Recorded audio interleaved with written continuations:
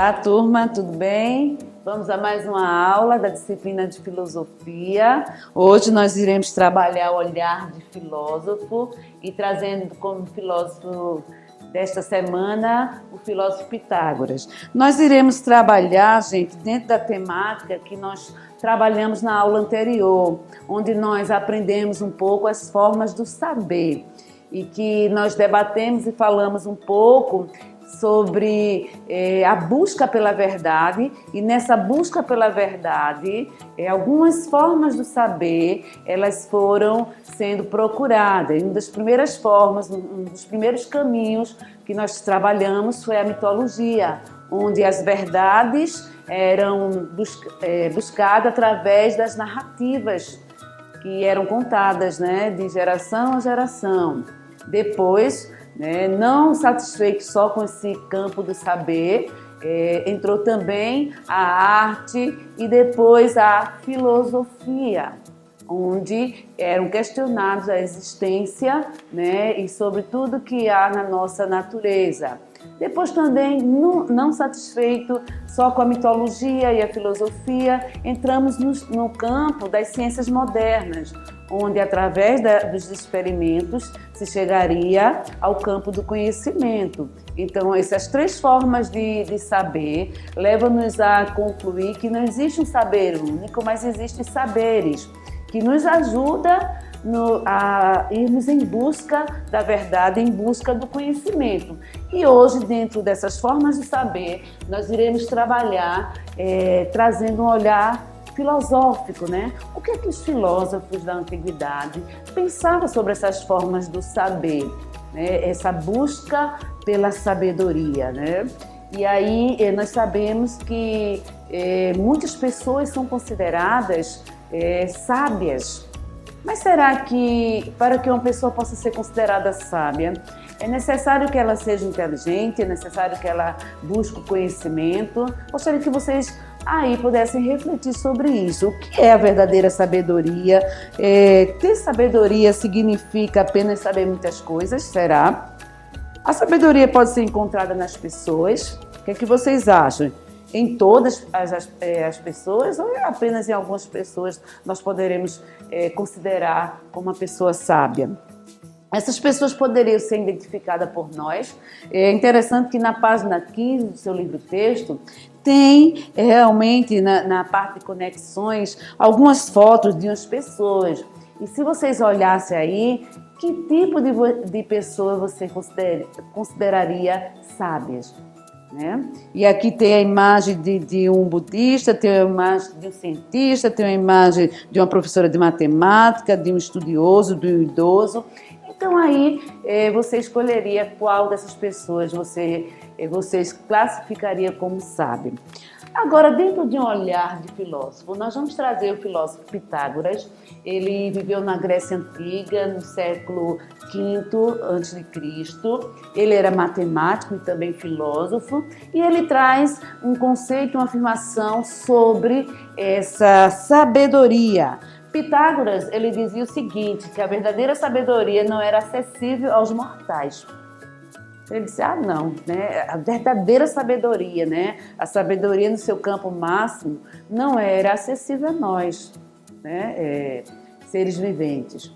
Tanto é que quando as pessoas chamavam ele de sábio, ele dizia assim, eu não sou sábio, eu sou filósofo. Porque o filósofo é aquele que vai em busca do saber. Mas ele também dizia que desejaria alcançar essa sabedoria. Então, assim, ele não julgava ter alcançado, mas ele dizia, não sou sábio, sou um filósofo. E o filósofo, ele é o quê? É uma pessoa amigo da sabedoria. Por quê? Porque é aquele que se interessa e ir em busca do conhecimento. E aí, dentro desse conceito, também gostaria de dizer que Pitágoras foi aquele que criou o termo filosofia e filósofo. Então, ele foi o criador desse termo da filosofia. Ele respondia exatamente isso, que era um filósofo. E aí ele praticava a filosofia. Então, dentro desse conhecimento, ele nos traz aqui algumas afirmações sobre isso. Então, essa busca pelo saber né, que foi criado esse termo, filosofia, que é a busca pelo saber, pela sabedoria, e aquele que se propõe nesse campo dessa busca, ele chamou de filósofo, que é o amigo do saber ou amigo da sabedoria. E depois de Pitágoras, outros filósofos, né, que percorreram nesse caminho em busca da verdade, eles procuraram critérios que pudessem confirmar, que pudessem auxiliar e dizer, não, aquela pessoa é uma pessoa sábia. Não, aquela pessoa realmente nós poderemos considerar uma pessoa sábia por isso, por aquilo. Então, alguns critérios que foram formados na antiguidade grega, né, para considerar, né, um sábio seria dotado, né, apenas de grandes conhecimentos, mas também de, primeira coisa que alguns filósofos chegaram à conclusão, que para ser sábio você deveria exercer a simplicidade. Ah, não, né? Aquela pessoa, não, eu sou bastante intelectual, eu conheço, eu li vários livros, e expõe toda aquela oratória, todo aquele discurso. Não, o sábio é uma pessoa simples. É na simplicidade que nós vamos perceber a grande sabedoria, sabe? O grande discernimento e o conhecimento que aquela pessoa tem. Em segundo lugar, ele diz que para considerarmos uma pessoa sábia é necessário termos um autocontrole. Então, o sábio, ele sabe colocar as palavras no momento certo.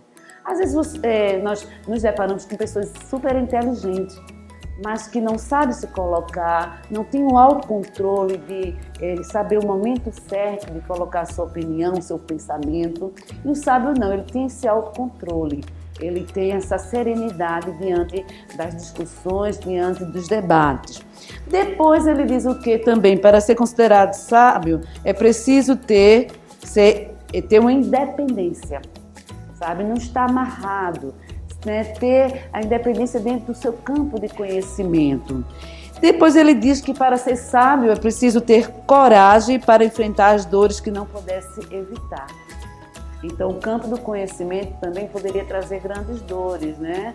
Grandes incompreensões da parte das outras pessoas que não pudessem entender aquela situação.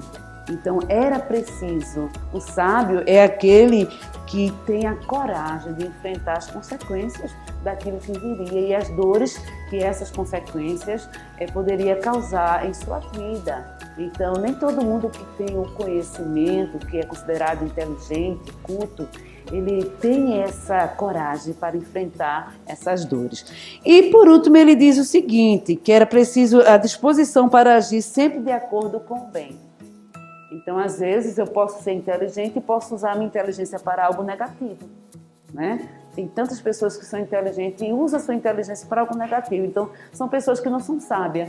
E o sábio, ele procura usar a sua inteligência para o bem. Então, que vocês possam entender isso, né? Segundo Pitágoras, né? Não alcançamos a sabedoria máxima, porém, né, podemos ter o desejo de ir em busca dessa sabedoria e refletir sobre essas questões aqui. E aí eu gostaria que vocês, na atividade semanal, pudessem fazer a atividade do livro, página 14 e 15 e a página 23 da seção Hora de Estudo. E pudessem refletir sobre essas questões aqui que foram colocadas, né, sobre a verdadeira sabedoria. Ok, pessoal? Até a próxima aula. Tchau!